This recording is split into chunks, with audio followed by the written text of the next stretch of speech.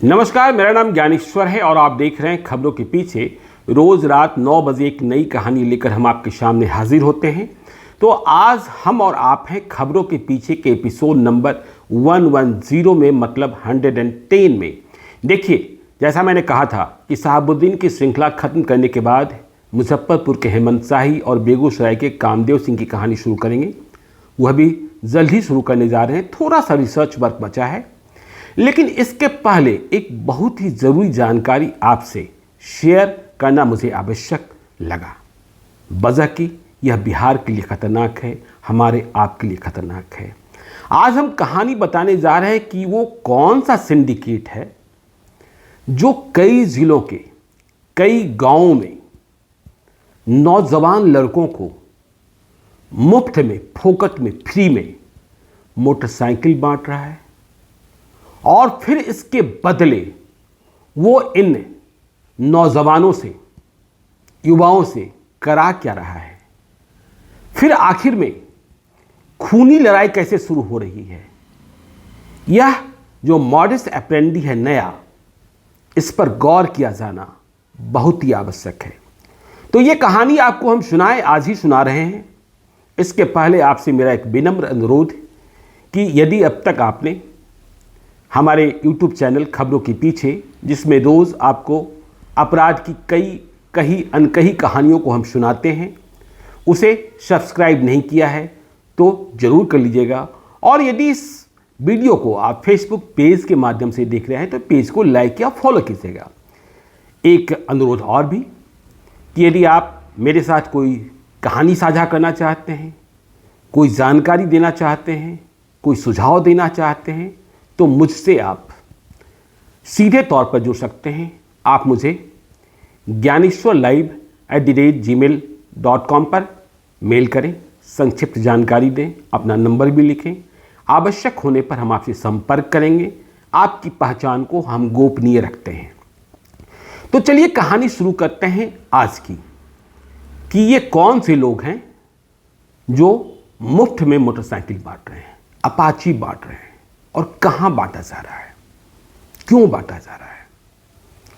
देखिए, जब मैं शहाबुद्दीन की श्रृंखला कर रहा था तो मैंने जैसा आपको बताया था कि करीब 200 लोगों से हमने बातचीत की थी, और इस बातचीत के दौरान कई और जानकारियां प्राप्त हुई। जब शहाबुद्दीन थे तो कहा जाता था कि जो कुछ सिवान में होता है वो शहाबुद्दीन के कहे अनुसार होता है। तो अब तो शहाबुद्दीन रहे नहीं, लेकिन हत्याएं आज भी सिवान में नहीं थमी है, गोपालगंज में नहीं रुकी है। फिर हमने बिहार के दूसरे सीमावर्ती जिलों में भी इस ट्रेंड को देखा और हमने समझने की कोशिश करी कि इन हत्याओं के पीछे असली वजह क्या है। तो जो जानकारी मिली वह बहुत ही हैरत करने वाली जानकारी थी, चौंकाने वाली जानकारी थी, डराने वाली जानकारी थी। और इस जानकारी का वास्ता बिहार में शराबबंदी से जुड़ता है। देखिए, इसमें कोई दो राय नहीं कि शराबबंदी समाज के लिए फायदेमंद है, हमारे आपके लिए फायदेमंद है। लेकिन यह भी सच है कि पूर्ण रूपेण शराबबंदी दुनिया के किसी देश में आज तक सफल नहीं हुई है। अमेरिका भी फेल रहा है। यदि हम भारत की ही बात कर लें तो महाराष्ट्र प्रदेश जब बना, उसके पहले यह स्टेट बॉम्बे प्रोविंस के नाम से जाना जाता था। यदि आप बॉम्बे और महाराष्ट्र के अंडरवर्ल्ड की पूरी हिस्ट्री तलाशेंगे, रिसर्च करेंगे, तो आपको मालूम होगा कि चाहे आप करीम लाला की बात कर लीजिए या बरदा राजन की बात कर लीजिए, सबों की बुनियाद उस दौर की है जब बॉम्बे प्रोविंस में शराबबंदी थी। और शराब के जरिए ही इन लोगों ने अंडरवर्ल्ड में माइक्रो लेवल पर, जो आप समझते हैं आजकल तो और भी जोर है कोरोना की इस काल में, माइक्रो कंटेनमेंट जोन, डेवलपमेंट में जब बात होती है तो माइक्रो की बात होती है, जब टेस्टिंग की बात होती है तब माइक्रो की बात होती है, माइक्रो मैनेजमेंट की बात होती है। तो महाराष्ट्र के अंडरवर्ल्ड की बुनियाद भी इसी से पड़ी, जो आगे चलकर आप दाऊद इब्राहिम और इन तमाम चीज़ों में आप बिहार में भी देखेंगे कि देखिए शराबबंदी से समाज को फायदा हुआ, यह बात सच है, लेकिन शराबबंदी किस हद तक सफल है यह हम और आप जानते हैं।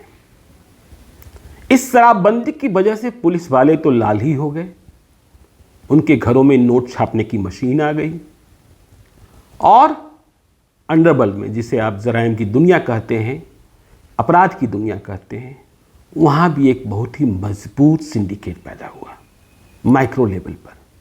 क्योंकि डिलीवरी जब होम डिलीवरी में बदलती है, गांव-गांव तक पहुंचती है, तो उसका मैनेजमेंट भी बहुत सॉलिड होता है। देखिए, मैं वाणिज्य का छात्र रहा हूँ, कॉमर्स का छात्र रहा हूँ। जब मैं कॉलेज के जीवन में था तो एक उदाहरण दिया जाता था मार्केटिंग का, और वो उदाहरण था आईटीसी का, इंडियन टोबैको कंपनी।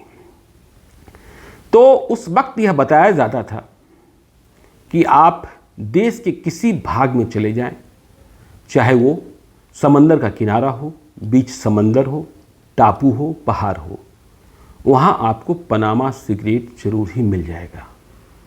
तो ये मार्केटिंग थी, और सिगरेट की जो बिक्री होती है वह बिक्री उधार में नहीं होती है, सब कुछ कैश होता है, मतलब कहीं उधार का कोई किस्सा नहीं है।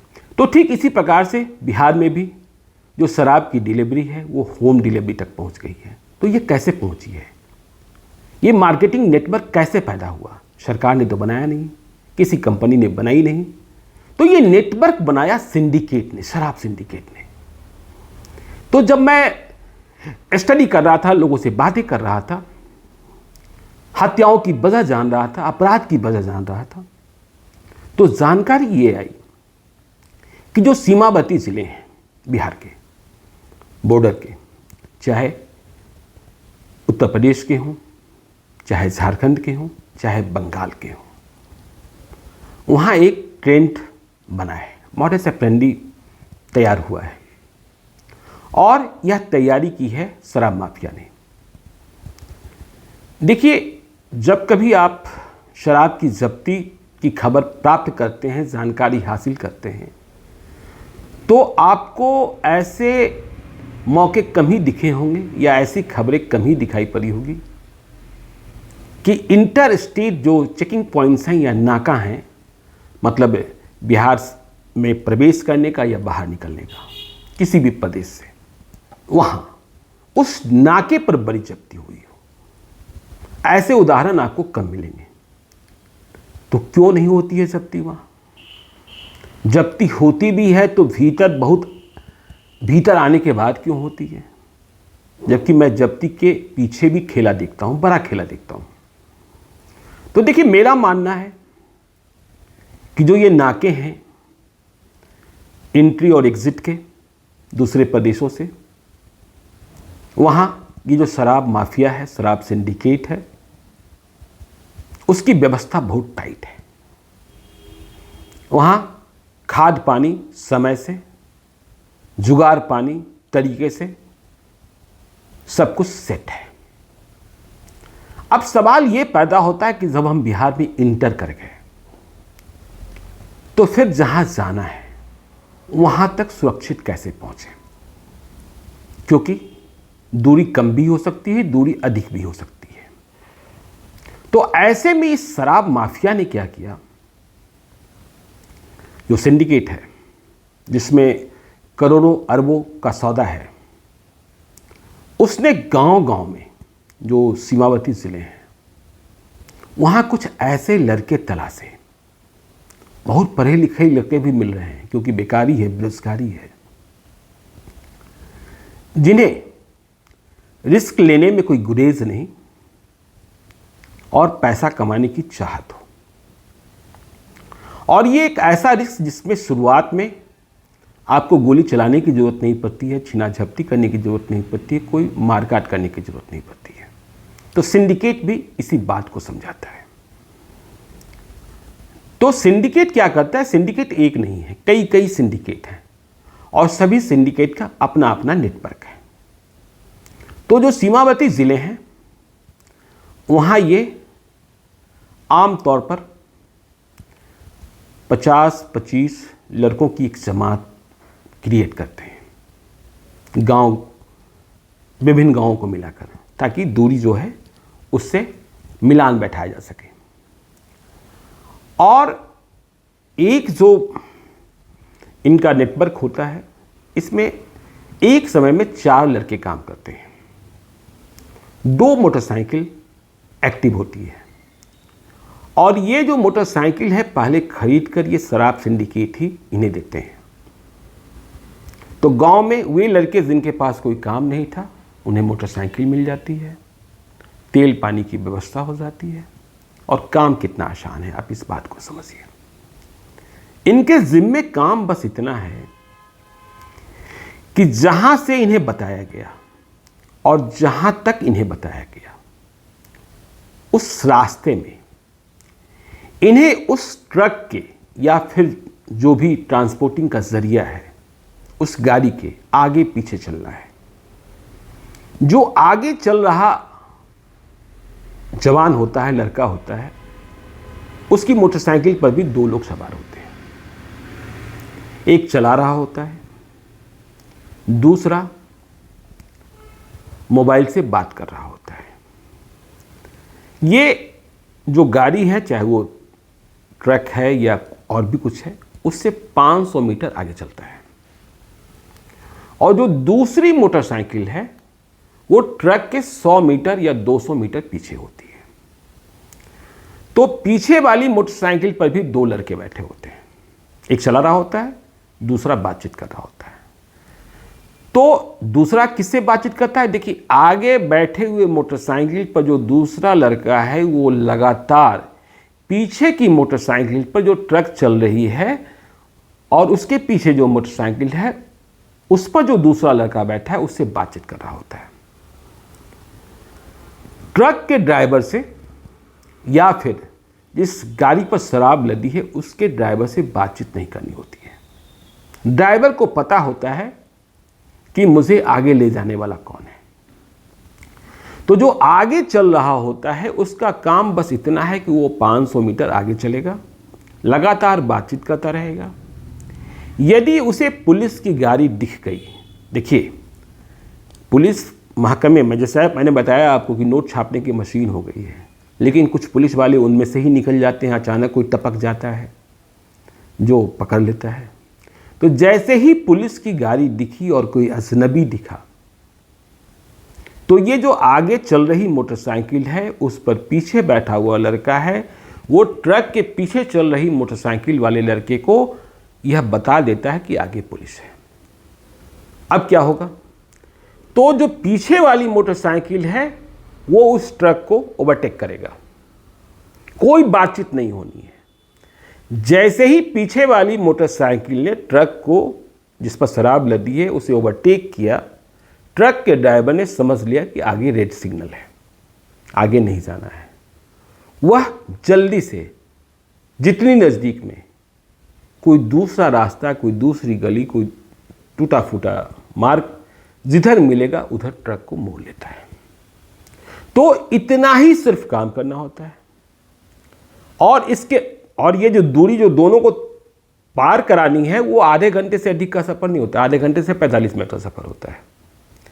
तो इसके एवज में देखिए मोटरसाइकिल तो पहले से मिली हुई है, अब इसके एवज में इन लड़कों को इस आधे घंटे 45 मिनट के काम के लिए 1000 रुपये से 1200 रुपये प्रति लड़कों को, मतलब जो 4 लड़के हैं यदि 1000 रुपये मिले तो 1000 रुपये सबों को मिल जाएंगे, 1200 रुपये मिले तो 4800 रुपये सबों को प्राप्त हो जाएंगे कुल मिलाकर।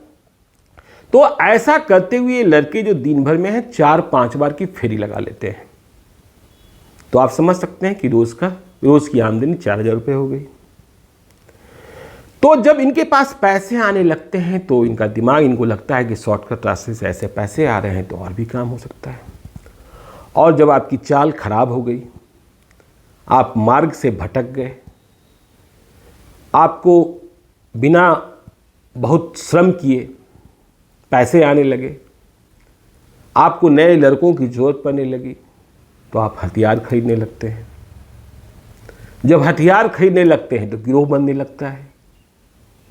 जब गिरोह बनने लगता है तो उसमें लड़के भर्ती होने लगते हैं। तो इस तरीके से ये नेटवर्क पैदा होता है। अब देखिए इसके आगे अदावत कहाँ से शुरू होती है। अब इसके आगे अदावत ऐसे शुरू होती है कि ये जो लड़के हैं गांव के लड़के हैं या छोटे कस्बों के लड़के हैं, तो अचानक इनके घरों में अपाची आ गई। पहले घर में खाने को ठीक से नहीं था। अचानक इन लड़कों ने महंगे जूते पहनने शुरू कर दिए, महंगे मोबाइल रखना शुरू कर दिया, अच्छे कपड़े पहनने शुरू कर दिए। चाल बिगड़ गई, बात बिगड़ गई, आना जाना बिगड़ गया, बातचीत करने का टोन बिगड़ गया।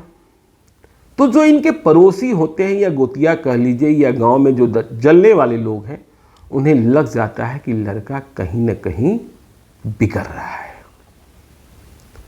और इसके पास गलत तरीके से पैसा आ रहा है। तो वे लोग मुखबिर बनने लगते हैं। वो किसी न किसी को चर्चा करने लगते हैं कि देखो फला का लड़का जो है आजकल खूब पता नहीं कहाँ से माल कमा रहा है, नया मोटरसाइकिल ले आया है, रोज़ नए जूते पहन रहा है, रोज़ नए मोबाइल खरीद रहा है। तो इस मुखबिरी में कोई पुलिस की मुखबिरी करने लगता है, कोई दूसरे की मुखबिरी करने लगता है। फिर हर गांव में आपको पता है, हर कस्बे में बिहार में गोप होते हैं। गोप का मतलब आप यादव जी मत समझिए, मैं अपराध की दुनिया का गोप कह रहा हूँ। उन तक खबर पहुँचती है। फिर ये इन लड़कों का इस्तेमाल अपने तरीके से करने लगते हैं और नहीं करने पर दूसरे कांड होने लगते हैं। फिर इनकी उम्र के जो दूसरे लड़के हैं उन्हें लगता है कि जब ये इस तरीके से पैसे कमा सकते हैं तो हम क्यों नहीं कमा सकते। तो देखिए ये माइक्रो मैनेजमेंट होता चला जाता है। होम डिलीवरी का सिस्टम आपने पहले भी सुना होगा कि महिलाओं को कैरियर बनाया जा रहा है, स्कूली बच्चों को कैरियर बनाया जा रहा है। स्कूल के बैग में किताबें नहीं होती हैं, शराब की बोतलें होती हैं और उन्हें कैरियर बनाकर वहाँ तक पहुँचाया जा रहा है। तो ये जो एक मॉडस ऑपरेंडी बना है, ये बहुत ही खतरनाक मॉडस ऑपरेंडी बनता चला जा रहा है, जिससे अपराध की घटनाएं बढ़ रही हैं। होम डिलीवरी का जो सिस्टम है वो और भी मजबूत हो रहा है। इसके अलावा भी एक और काम हो रहा है, वह भी आपको बताना चाहते हैं। आपने टेट्रा पैक देखा होगा, फ्रूटी आता है, बहुत सारी चीज़ें आती है, अमूल के प्रोडक्ट्स आते हैं। तो उसी तरह की पैकेजिंग में आजकल जो शराब सिंडिकेट है बिहार में शराब ठेलने के लिए शराब का टेट्रा पैक तैयार करा रहा है। कई बार जब्तियां भी हुई हैं। तो अब जो ये लड़के तैयार हुए हैं उनके जिम्मे एक और काम है। 2 लड़के तो हैं, 4 लड़के भी हैं, 2 मोटरसाइकिलें हैं कि उन्हें पड़ोस के प्रदेश के शहर में जाना है और वहाँ कार्टन में या बोरे में ये टेट्रा पैक जो है, जिसे बंटी बबली कहा जाता है, उसे भरकर ले आना है और यहाँ पहुँचा देना है। अब इन्हें रोज़ आना जाना है तो दिन भर में 4 बार 5 बार आते जाते हैं, तो इन्हें सब कुछ पता है कि कहाँ पुलिस रहती है और ये मुख्य सड़क से आने की इन्हें ज़रूरत ही नहीं है क्योंकि ये तो बिल्कुल लोकल है। तो इनकी कमाई इससे और बढ़ जाती है। देखिए इस संदर्भ में एक वाकया मुझे सीआरपीएफ के एक पदाधिकारी ने सुनाया। ये बताया कि देखिए मेरा एक ट्रक था जिसमें सीआरपीएफ के जवान थे, वो बिहार से यूपी की ओर जा रहे थे। सिवान जिले में सीमा पर ट्रक खराब हो गई तो सभी नीचे खड़े थे। जो सीआरपीएफ के जवान होते हैं, पैरामिलिट्री फोर्स होती है, उन्हें राह चलते रेड करने की परमिशन नहीं होती है, राह चलते किसी को गिरफ्तार करने की परमिशन नहीं होती। ये सारे काम स्टेट पुलिस के होते हैं। लेकिन जिनके मन में खोट होता है उनके मन में तो खोट ही होता है। मतलब अपराधी को यह बात तुरंत समझ में नहीं आती है कि सीआरपीएफ वाले क्यों खड़े हैं। तो उन्होंने बताया कि देखिए हमारे जवान तो इसलिए खड़े थे कि ट्रक खराब हो गई थी। बिहार यूपी की सीमा पर। उधर से 4-5 मोटरसाइकिल से लड़के बोरा लेकर जो पीछे बैठा था वो चला रहा था। अब जैसे ही उन्होंने देखा कि सीआरपीएफ खड़ी है, उन्होंने बोरा पटका और फेंक कर भागना शुरू कर दिया। हमारे जवानों को यह बात समझ में नहीं आई कि यह है क्या। कुछ बोरे फट गए तो उन बोरों में वही टेट्रा पैक था, और वो कोई अमूल का नहीं था, कोई फ्रूटी का नहीं था, उसमें शराब थी। तो फिर सीआरपीएफ के जवानों ने कहा कि भाई मुझसे डरो मत, मेरा काम तुम्हें पकड़ना नहीं है, मेरी तो गाड़ी खराब पड़ी है, तुम्हें जो मर्जी है करना है अपना करो। फिर उसके बाद सभी लोग, कुछ लोगों ने छोड़ दिया कि भाई पुलिस वाले, ऐसा तो नहीं कि सीआरपीएफ वाले हमें पकड़ना ही चाह रहे हैं। तो ये सारे जो है होम डिलीवरी की सिस्टम बनी है, घर घर मोटरसाइकिल बट रहा है। इस बात को आप समझिए कि ये कैसे नेटवर्क तैयार हो रहा है। जैसा मैंने शुरू में कहा कि पुलिस वाले मालामाल हो गए हैं। मैं तो यहाँ तक मानता हूँ कि जो शराब की जब्ती आपको दिखती है, उसमें कई बार ऐसा होता है कि दिखाने के लिए जब्ती की जाती है, और उसके एवज में देखिए, ये शराब की दुनिया के अवैध कारोबार का एक ट्रेंड है कि यदि आपको 10 गाड़ी कहीं माल ठेलनी है तो एक गाड़ी माल पकड़वा दीजिए, ताकि वहाँ की जो व्यवस्था है वह भी अपनी वाहवाही पीट ले। सब जगह ऐसा नहीं होता है, लेकिन ऐसा भी होता है। तो ये जो सिंडिकेट इतना बड़ा खड़ा हो गया है, उस सिंडिकेट में जो नए लड़के भर्ती हो रहे हैं, मैं इस रूप में देखता हूं कि अंडरवर्ल्ड की एक नई फौज पैदा हो रही है, और अपराध के नए तौर तरीके ईजाद हो रहे हैं। सुपारी लेने वाले लड़के तैयार हो रहे हैं। इस पर सरकार कैसे लगाम कसेगी? हालांकि हमने इधर के दिनों में देखा है कि कई प्रदेशों से, दूसरे प्रदेशों से शराब तस्कर गिरफ्तार कर लाए जा रहे हैं। लेकिन मेरा सवाल फिर से वही है कि जिस एंट्री और एग्जिट से, एंट्री की बात कर लें, शराब की गाड़ियां बिहार में प्रवेश करती है बिहार में डिलीवर करने के लिए, वहां ये गाड़ियां क्यों नहीं पकड़ी जाती है? वहां कौन सा जुगाड़ पानी है? वहां कितना खाद पानी है? और फिर इस बदलाव को भी देखने की जरूरत है कि सीमावर्ती जिलों में, गांव में नई नई मोटरसाइकिलें खरीद कर कौन दे रहा है। यदि इसे आप नहीं देखेंगे तो आगे आने वाले दिनों में अपराध की चुनौतियां बढ़ेंगी, मतलब अपराध बढ़ेंगे, और फिर पुलिस की चुनौतियां भी बढ़ेगी, सरकार की चुनौतियां भी बढ़ेगी, समाज के सामने भी संकट पैदा होगा। तो हमें लगा कि इस जानकारी को, इस नए तौर तरीके के बारे में आपको बताना जरूरी है। तो आज हमने आपसे इन जानकारियों को साझा किया है। आप अपने आसपास भी देखेंगे, महसूस करेंगे। तो आज के लिए इतना ही, मुझे दीजिए इजाज़त। और चलते चलते फिर वही अनुरोध कि यदि अब तक आपने हमारे YouTube चैनल खबरों के पीछे को सब्सक्राइब नहीं किया है तो ज़रूर कर लीजिएगा। धन्यवाद।